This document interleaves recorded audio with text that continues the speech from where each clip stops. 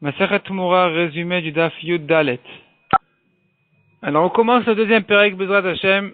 La Mishnah nous dit quelques différences qu'il y a entre un Korban Yachid, en particulier le Korban Tibour, le Korban communautaire. Il y a des différences dans les deux sens. Il y a des halachot spéciales pour le Korban Yachid qu'il n'y a pas dans le Korban Tibour et inversement aussi. Le Korban Yachid, commençons par lui. Le Korban Yachid a une Tumura, on peut faire dessus, la Tumura est faite sur un Korban Yachid et pas sur un Korban Tibour. Deuxièmement, le Korban Yachid se trouve aussi bien en mâle qu'en femelle, tandis que le Korban Tibour ne vient que de mâle.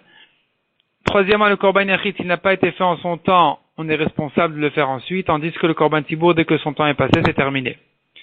Inversement, le Korban Tibour a pour particularité que il repousse le Shabbat et la Touma, tandis qu'un Korban Yachid ne repousse ni le Shabbat ni la Touma. Rabbi Meir n'est pas d'accord avec cette définition. Lui, il pense que ça ne dépend pas, c'est pas une question de Tibour ou de Yachid. Pour repousser le Shabbat et la Touma, tout ne dépend que est-ce qu'il a un temps fixe ou pas de temps fixe. Comme nous voyons à propos du Kohen Gadol, qui doit lui amener des korbanot spéciaux qui sont un Korban Yachid, parce que ce sont les korbanot du Kohen Gadol, comme Chavitin, comme le taureau de Yom Kippour, et qui sont des korbanot qui repoussent le Shabbat, qui repoussent la Touma parce qu'ils ont une date fixée, et donc il n'y a pas le choix, on repousse Shabbat et la Touma. La Gemara maintenant demande, est-ce que vraiment le Korban Yachid, on a dit que le Korban Yachid fait une Tumura, alors qu'on a trouvé quelques Korbanot Yachid qui ne font pas de Tumura, comme par exemple les oiseaux, comme par exemple la Tumura, qui ne fait pas de Tumura, comme le petit du Korban qui ne fait pas de Tumura. Répond la Gemara. Première réponse, il s'agit du Korban à propos des oiseaux, on dira que il s'agit des Behemoth dans la Mishnah. À propos du petit d'un Korban, on dirait que ça va comme Rabbi Yehuda qui pense que le petit d'un Korban, il fait une Tumura. Et à propos de la question de Tumura, qui elle ne fait pas de Tumura dans un Korban Yachid, alors la réponse sera que non, la Mishnah ne parle que du premier Korban, pas de sa Tumura. Donc en tant que premier Korban, il fait oui une Tumura s'il est Korban Yachid, et il n'en fait pas s'il est Korban Tibour. Et la Gemara maintenant s'appuie sur cette même réponse-là pour dire que puisqu'on ne parle que du premier Korban, alors on pourra dire que notre Mishnah pense que le petit du Korban ne fait pas de Tumura, et puisque la Mishnah ici n'est venue que comparer le Korban essentiel, le premier Korban, qui lui effectivement fait une Tumura, malgré que son petit selon Rabbanan ne fait pas de Tumura. Contrairement au Korban Tibour, qui même l'essentiel du Korban, le Korban essentiel, le premier Korban, lui ne fait pas de Tumura. On a vu ensuite dans la Mishnah que le Korban Yachid vient de mâle ou de femelle, tandis que le Korban Tibour ne vient que de mâle.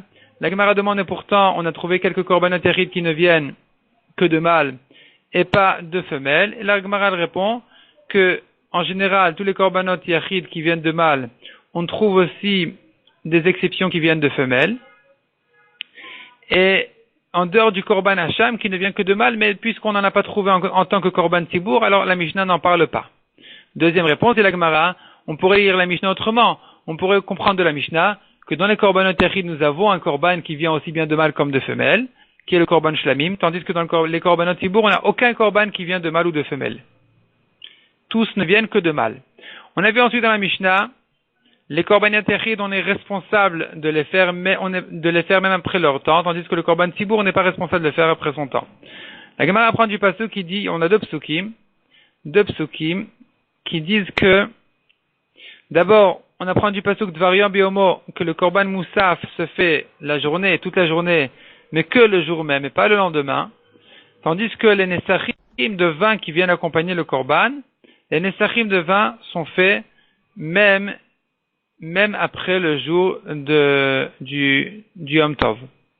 Même après le jour, il devait venir. Donc, ça peut être Yom Tov, ça peut être un jour de Chol aussi. On peut amener les temps du moment que le Korban a été fait en son temps. Et nous avons ici deux drashot qui répètent en fait le même chidouche. Simplement, on a besoin de deux, dit la Gemara, parce qu'une halakha une drasha vient nous apprendre que ça se fait la nuit. On peut faire les Nesachim la nuit aussi.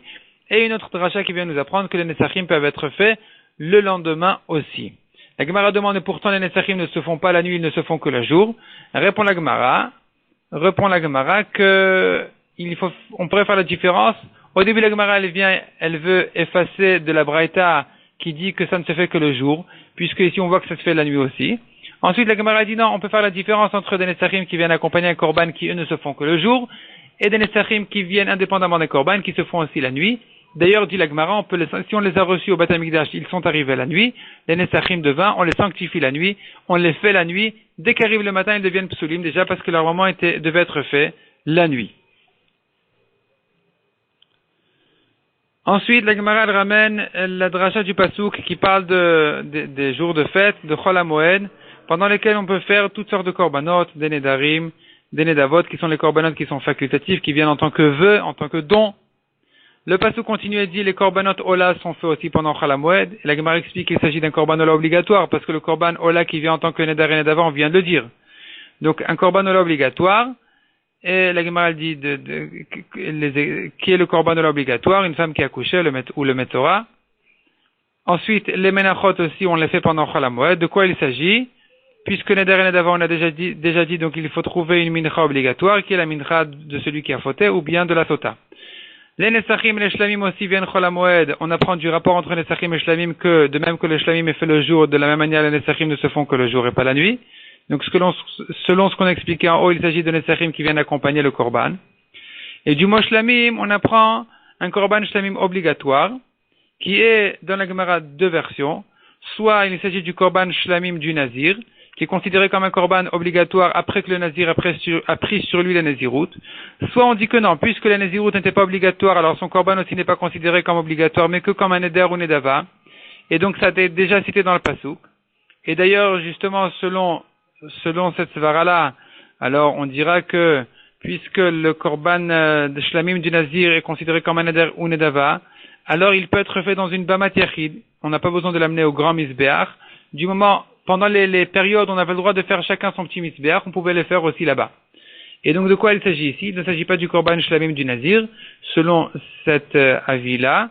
Il s'agit ici du korban Shlamim de Pessah, qui vient pour que la Chaboura qui se sont nommés sur le Pessah, ils soient rassasiés de viande de Shlamim, et ensuite ils peuvent manger le Pessah en tant que dessert. Ce Shlamim-là, s'il n'a pas été fait la veille de Pessah, on l'a fait pendant Chol HaMoed. La Gemara ensuite se prolonge dans la marloquette. Est-ce que vraiment le korban du Nazir est considéré comme un korban obligatoire ou comme un korban qui vient en tant que neder?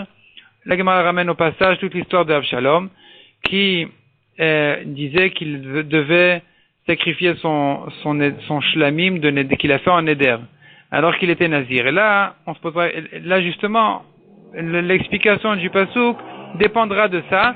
Est-ce que je dis que le neder se rapporte sur la Nézirut ou sur le korban de Nézirut?